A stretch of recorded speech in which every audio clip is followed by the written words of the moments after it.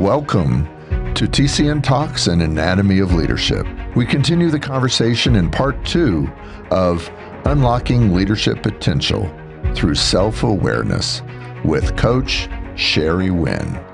And now, here's Chris Como. So here's a good segue question. Once a leader recognizes that they're making excuses, which that in itself is progress, what's the first practical step they should take to break that pattern and then move forward towards higher productivity, higher accomplishment, higher success? I love it that you're just throwing me all the fluffy questions today. Thank you, Chris. You're Thank you so welcome. much. No, I think that it comes back to that awareness, that mindfulness. And I think the only way to get mindfulness is, I don't know if there's another way. I think the best way is through meditation. Because if you ever sit down to meditate and you're like, okay, I'm going to focus on breathing. It's like, I feel the breath going in. I feel the breath going out. I feel the breath going in. Oh, I've got 15 things to do today. Oh, yeah, breathing. And so what meditation does for you, in my opinion, is it helps you understand how often you go off track. And it also helps you understand that you have the power to bring yourself back. So you have to have the mindfulness first to know that it's an excuse that you're doing. You have to be aware of that. And then the second awareness you have to have about excuses is that going to give me the result I want? So in the moment, is if you're aware that it's an excuse, and then you say to yourself, is it going to give me the result that I want? And if the answer is no, then you want to change your mindset. It's just, but you have to have that. So many people don't have the mindfulness. And I'm still learning, Chris, I'm still learning how much I don't know that I think. Like, it's crazy. It's like, what? I've been thinking this. So I just came to the realization the other day, this is insane, but that I feel guilty eating food, right? So my mom is all about, you're going to be fat. You want to be fat. It was like all this, like, plant these seeds. And so I've been, for years, I've been constantly not knowing, but adding up in my head, how much did I eat today? Did I eat that? Oh my gosh, I shouldn't eat this. This is bad food to eat. Oh, I feel guilty eating this. Well, how in the world can you ever have a good relationship with food in your body if you're feeling guilty? And I didn't even realize how much guilt I was bringing into it. And so, I practice mindfulness. I practice self-awareness. So imagine a person who's just learning. They need to learn first to be mindful and to catch that story before it sinks into you, because you have 17 seconds. This is what neuroscience says. You have about 17 seconds before that thought starts getting attached into your neural networks, and it becomes deeper and more connected, and becomes more like it becomes so deep it becomes a belief, because a belief is just a thought you keep thinking, right? So in that moment, if you could just say, if I use this excuse, am I going to get what I want? No. Well, then I don't want to use it. Let me find another direction to go. Let me find something else to do. And it's, again, you have to start recognizing all the thoughts that you have, which are tons. We have lots of these thoughts. Yep. And how many of those thoughts are not taking you the direction that you want to go? That is so good. I'm a voracious reader, and I don't say that braggingly. It's an actual passion and a love of mine. I have a team member. She goes, when you talk about all the books you're reading, it sounds like you're bragging. I'm like, you love beekeeping. That to me is like, that's my love. So anyway, I read this great book, and it was all about about the thought process and all the thinking. And it was based upon the scripture about the battlefield of the mind. And the guy in this book actually uses beautiful metaphor about the Situation Room, which I don't know if you know much about the Situation Room in the White House. So it goes back to some interesting history, I think, during JFK. But you don't have all the listening and technology now. It's just kind of like, it's a very safe room, basically. And he's using the metaphors, what are you going to let into that room as a metaphor? And it's just made me so aware. And I, just like you, just this morning in my quiet time, there's a thought pattern that I did not realize was driving a script in me. And I'm like, that's been there a long time. And there's a lot of habits that come out of that. And going back to the root and headwaters of that, I'm just in the beginning of this one that I just found, but I could now go back to the rearview mirror of my life and go, oh, that was a product of that. That was a product of that. That was not good. I don't want to repeat that. So I love that you said that. Yeah, it's a process. And I think that when people start the process, the thing that I want people to understand is, in this process, you have to give yourself grace. Because the first thing that we do, or the first thing that I did, is judgment. And judgment's not going to move you the direction you want to go. it's going to keep you stuck and it's going to keep you going the opposite direction. So it's really about being curious, being understanding, being instantaneous forgiveness. And so this comes back, we're going to circle back to love, right? So if you can, in the moment, give yourself that forgiveness, that love, look, you're going to get to where you want to go faster. But if you need to spend an hour beating yourself up, you just lost an hour of moving to where you want to go, or a day or 2 days, or some people for years. Yeah. Go in this place. Well, in another place in your book, you frame accountability not as punishment, which I think a lot of leaders stray away from it. Maybe it's some of their own scripts and what they saw as maybe accountability in their life. And so you frame it not as punishment, but as something much more empowering. How can leaders practice accountability in a way that builds trust rather than fear? Right. So first of all, they got to get set in their mind, this is not punishment. Because, think about this. We have to understand that people, our nature is to find the easy way out. That's our nature. I mean, if you have two roads and one is going to be level and it's going to get you where you want to go and it's going to get you there faster, or you have this huge mountain that you have to go over that's going to take 5 more hours, which way are you going to go? Easy way. Like, duh. Well, so people are going to look for the easy way out. But if you know that you're going to be held accountable, if you know that somebody's at the other end going, you were supposed to go over the mountain and you took this road, well, you're going to go over the mountain. So we have to show them that we care deeply about them by holding them accountable, so they're going to reach their goals, they're going to get to where they want to go, and they're going to be happy about, what they just received, which is, worthiness, value, validation, whatever it is. So it's not being mean. It's just helping people get what they really want, but they're not certain that this is the way they need to go to get there. You're showing them how much you care about them. It's like a parent. I mean, if you're a good parent, you hold your children accountable. You're not going to let your child get away with, throwing a temper tantrum in the middle of a store. You may not punish them there, but you're going to have a great conversation with them when you get home, or you might be able to have a conversation in the store, depending on how good you are. I know a parent's good when they're racing their kids and they do this 1, 2, and the kid's like, better, like in that, because there's the accountability, and the child knows accountability is coming, and so they're going to do the right thing. And so we're just helping people evolve to the best version of themselves. This is not about us being mean. This is what you do when you truly care about somebody deeply, is you want to hold them accountable so they get to their goals. That is so well said. And you actually then remind me of this, because I wrote about this in my book. Like, I got through into my book, and I'm like realizing I'm so passionate about trying to become a better version of myself, not realizing for other people, like maybe they don't see that yet. So here's my question. You emphasize creating a shared, compelling vision. What does a winning vision look like in a mission-driven field, especially like hospice and palliative care? And my point is, like, I realized I went through my book, and so what I did at the end of the book, I was walking through Lowe's with my wife, and we were planting blueberry bushes, and it jumped out at me that the tag on the bush wasn't this beautiful picture of people digging it, having to cultivate, having all the hard work. They were giving you the beautiful picture of the fruit on the bush at the end, and I'm like, that's what I was missing, was giving them a compelling vision of what it looks like to be a better version of yourself. So is that what you're after with this concept of a winning vision? Yeah, I think that it has to be something that people can feel. So you have to change your vision into something that people tangibly can feel. They can touch it, they can feel it, they can see it, they can smell it. It's got to be that kind of vision. And I'll tell you, Tommy, this guy named Jason G. He was the men's basketball coach when I was the women's coach at the University of Charleston. And I watched him really paint the vision in such a way that his guys believed in it. So they start their season every year, and his guys would be in the gym going, conference champs, doing push-ups, conference champs, screaming it, push-ups, conference champs, conference champs. I'm like, dude, Jason, conference doesn't start till December. Today is August. He's like, vision starts today, coach plan. And then I'd see him talk to his guys like every single day. Guys, when we win the conference, because or you go, John, let me talk to you, John. Come here, John.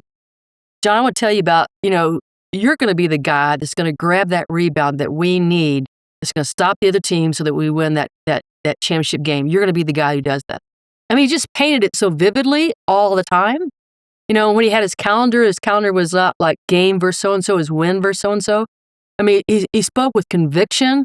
He talked about it. He painted the picture for guys. I mean, I was just like, I wasn't on the team, and I'm like, I want to be on your team. Let me put me on your team.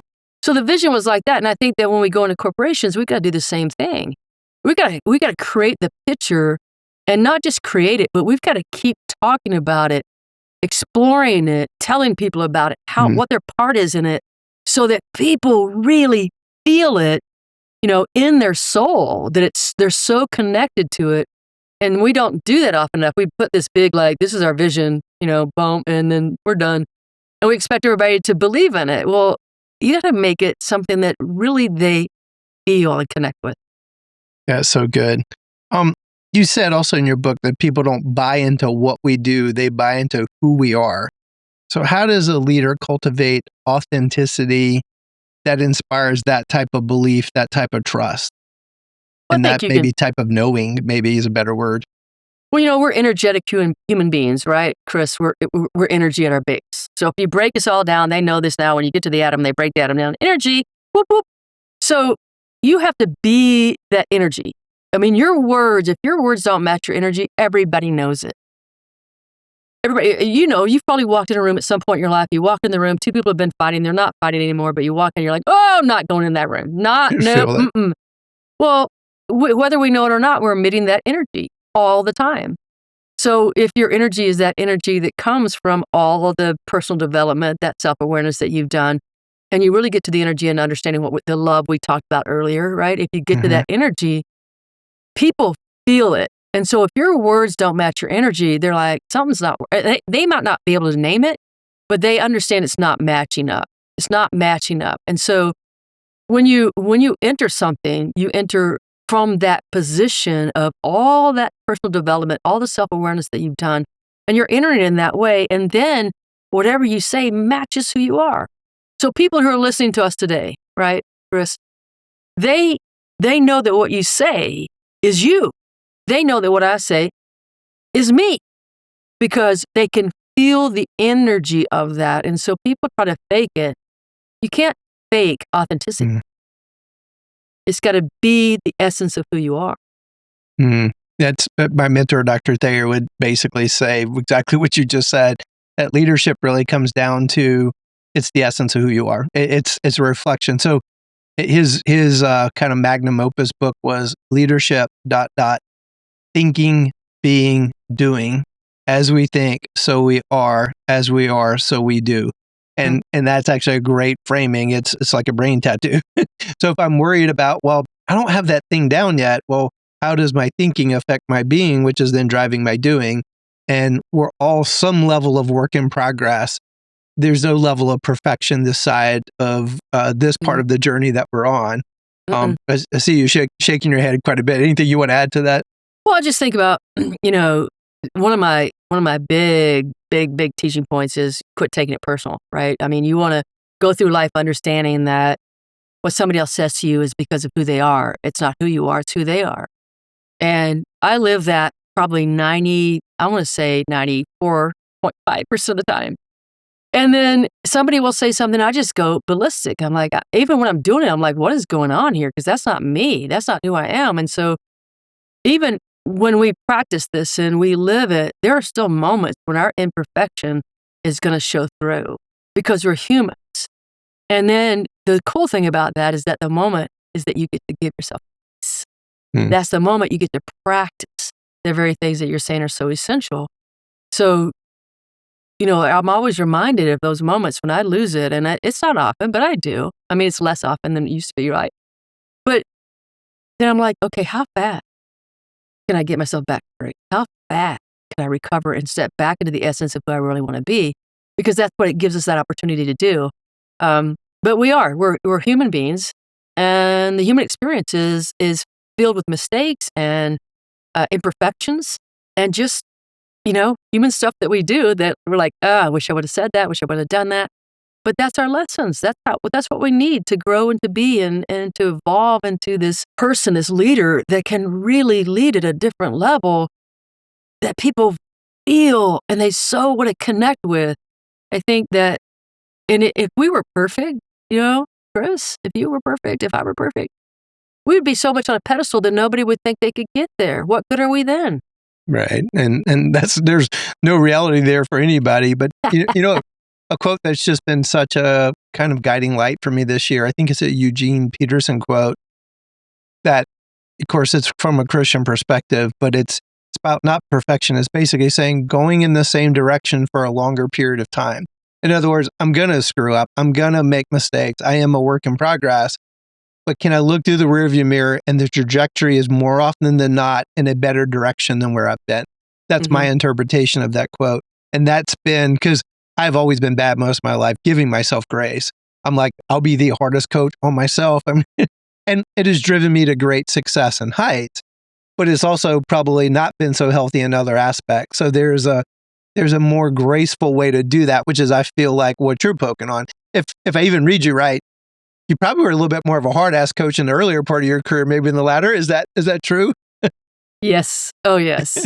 Absolutely. I mean, the evolution was really huge. And it's probably the reason people say, why did you get out of coaching? But, life transforms you. I mean, the events in your life transform you. And the events in my life transformed me. What I really wanted to do after a while was like, look, I'm getting these 12 to 15 young women. And next year, a lot of them are the same, and nothing wrong with that. I really wanted to have the opportunity to grow them as individuals. But what I started learning was I really wanted to share this with a lot more people. I mean, I had messages that were going to help more leaders and more people, and I was different. I mean, winning wasn't the end all be all that it was early. It became, I really want to see this young lady evolve. I want to see who she becomes. I want to help her get through this thing. Well, if you're a coach, winning's got to be everything to you. I mean, literally, you got to be like, And I just lost some of that because competition wasn't as important. Wow, that's so cool. Well, you've coached elite athletes and now high-impact executives. What could maybe hospice empowered care leaders learn from Olympic athletes, other athletes you've coached about thriving under pressure? Because there is an immense amount of pressure in this work that we're doing. And again, it's going to get more. It's not going to get less, unfortunately. Well, I think the same thing that I've taught for a long time is that pressure is something you put on yourself. So how do you want to change that? And what view do you want to make pressure? How do you want to view it differently? And, you see people now saying pressure's a privilege. Well, that's one of those things that people do to switch that, to switch that concept into a happier place, into a more revealing place for yourself. So when I think of pressure, it's like, well, if I put it on myself, what can I do to take it off of myself? What does that look like? What does that feel like? And do I want to feel that way versus the stress that I'm adding? Because we know what stress does, right? We know that if you go to the doctor and they're going to say, oh, you need to get less stress in your, you got this, but if you just reduce your stress, you'd be fine. And like that, and you're like, okay, great. I'm going to get rid of my job, my family, but since we can't do that, we need to be able to do the other, which is the way we view stress. So in what ways do you want to change your view of stress? In what ways do you want to view it in such a way that you feel better about it instead of worse about it? And again, it goes back to the mindset, because whatever you tell yourself, I feel a lot of pressure, there's so much pressure here, it's golly, it just has to be drained. Okay, well, that becomes your truth. Or you can say, pressure's a privilege. I'm so lucky that I get to do what I do. I'm really helping people in such a way that I get to see some incredible miracles daily or weekly. I'm so lucky to be in this business. I'm so lucky to be in a space where I see these people and the love they have for other people in their life, or the way they rewrite their lives, or the forgiveness they ask for, or whatever they do. Like, you get to reframe that however you want to, and then if you take the pressure off, it doesn't feel the same. That is so good. Last year on my whiteboard in my office, I feel like listening to you, I need to go put it back on top. I had get to versus got to. Am I got to go do that, or I get to go do that? And just that reframing. And I had it in big bold letters. I think after this podcast, I'm going to put it back on my whiteboard. So, Sherry, so as we kind of land the plane here, if you gave one piece of advice to hospice empowered care leaders just trying to find their voice, strengthen their leadership presence, what would it be? Well, I think you go back to, why are you in this business? What was it you came to do? What was your passion about getting into it? Who are you serving? how does that serving fulfill you? Like, how do you connect to that in such a way that you go, oh my gosh, like what I do is very purposeful, and dive into the purpose of it, feel it, and remind yourself that you make a difference. I mean, what I'm doing really makes a difference because we're all going to go that same path. Nobody gets to go a different direction. We're all going the same way. And I think the more you connect to your purpose and the more you connect to your passion, the easier it is for you to do whatever is in front of you. That's so good, Sherry. I'm kind of wishing like, damn, I wish you were my coach. Any final thoughts? Because you're obviously a kick-ass coach. So any final thoughts? I think that goes back to what I said earlier is you don't get what you want, you get who you are. To get what you want, you must change who you are. And so people will say, but this is my personality. I'm like, well, I changed mine. Like you can change yours. Like you don't come with this finite ability to become somebody. It's infinite. But we create all those barriers and all those obstacles. So who do you want to become? And then if that's who you want to become, start learning, start growing, hire a coach, hire a mentor, read some books. Like you said, you read books all the time. So do something about it, evolve, make an evolution. I'm always growing and learning new things. And I don't get it perfect. I know I'll never get it perfect, but here's what I think. I'm joyful about it. I'm joyful about the lessons I've learned. I'm joyful about the places I've come to in this world. And I really want other people to understand that joy and that love that you can have for being on this earth at this time with the situations that you have. That is so good. Well, Sherry, thank you. Thank you for the work that you're doing.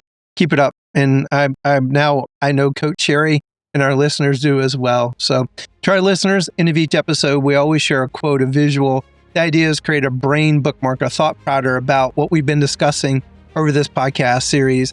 And so we want to further your learning and your growth, and thereby it sticks. We're going for like a brain tattoo. Make sure you subscribe to Anatomy of Leadership. We're going to put links to Sherry's books. We'll always put a link to my book, The Anatomy of Leadership, as well. It's easy to rail against the world. Let's be the change that we wish to see in the world. So thanks for listening to The Anatomy of Leadership. And here's our brain bookmark to close today's show. You don't get what you want. You get who you are. To get what you want, you must change who you are. By Coach Sherry Winn. Thank you, USI, for sponsoring this podcast.